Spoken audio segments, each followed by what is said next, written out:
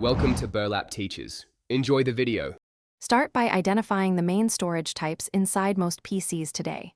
Internal drives include HDD3, 5 inches, and SSD2, 5 inches, and NVMe 2 modules.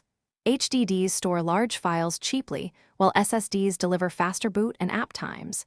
NVMe drives give the highest throughput and can reach 3,500 MB/s in many models. Typical capacities are 500 GB, 1 TB, and 2 TB for consumer drives. Cloud storage supplements local drive. Organize storage by creating separate partitions for your operating system and data.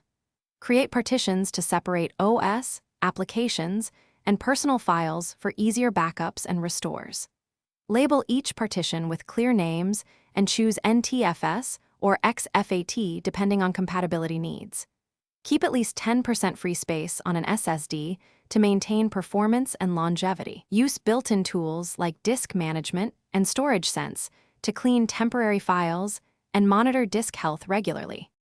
Always plan a backup strategy, combining local and cloud backups for redundancy. Enable trim for SSDs and schedule regular defragmentation only for HDDs to maintain performance. Use drive cloning tools when upgrading to a larger or faster drive to preserve system state.